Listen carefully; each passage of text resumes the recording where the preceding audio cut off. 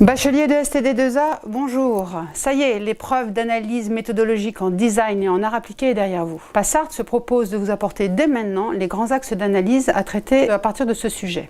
Avant toute chose, je tiens à vous rappeler que cette épreuve a pour objectif de mettre en avant votre capacité d'analyser des documents, d'en tirer une problématique et de la mettre en lien avec vos savoirs généraux, artistiques et techniques. Le thème du jour était processus et production. Qu'est-ce que le processus de production? Finalement, il s'agit d'un système d'activité organisé de façon dynamique vers la transformation d'éléments. Vous aviez 4 documents à analyser. L'analyse de ces documents vous permettait de vous interroger sur les notions qui vont être convoqué dans le processus de création du designer, de vous demander où se situe la part de créativité avec le développement des nouvelles technologies, ou encore de vous interroger sur quel moment se situe la création dans le processus de production. Le document numéro 1 montrait que rien n'est prévu au hasard. L'intervention de l'homme est définie comme un robot, d'ailleurs sur le schéma que vous aviez en pièces jointes. C'est une référence du travail à la chaîne. On voit bien que le processus de création est lié en amont de la production. Vous pouviez faire référence au Fordisme, au Taylorisme, mais également, si vous avez vu l'exposition de Christian Dior, la mettre en opposition avec ce travail à la chaîne, Dior ou tous les autres stylistes qui, eux, on le voit bien, le processus de création se fait tout au long de leur réalisation. Il y a une grande part d'aléatoire qu'on ne retrouve pas dans le document 1. Le document 2 était assez amusant parce qu'il faisait référence à la notion de jeu et mettait l'usager dans une position infantilisante. Finalement, il n'y a plus aucune part de liberté dans la création. Vous pouviez faire référence évidemment à Paul Bocuse, décédé cette année,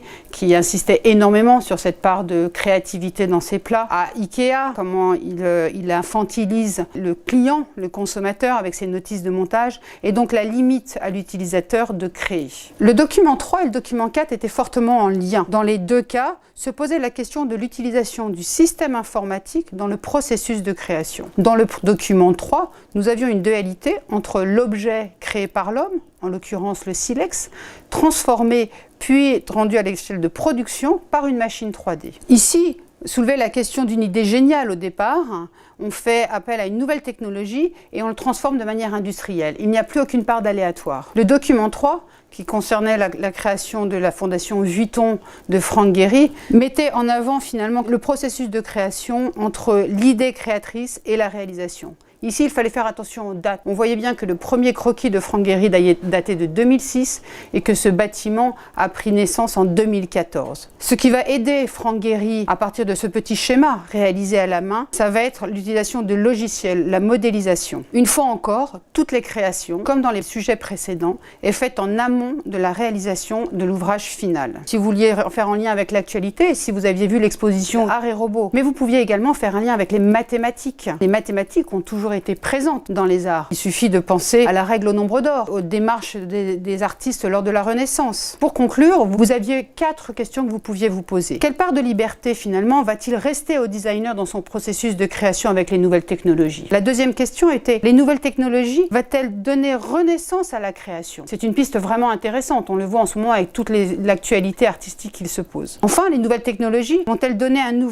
part d'aléatoire à la création? Ou bien, produit unique ou produit industriel, où est la limite? Finalement, ce sujet vous amène à vous interroger sur les nouvelles technologies. Celles-ci vont-elles être au service de l'homme en tant qu'outil ou en tant qu'élément créateur? J'espère que ces quelques pistes d'analyse et de réflexion vont conforter votre épreuve. N'hésitez pas à vous rendre sur le site Studirama pour avoir plus d'informations et des corrections sur l'ensemble de vos épreuves. À très vite!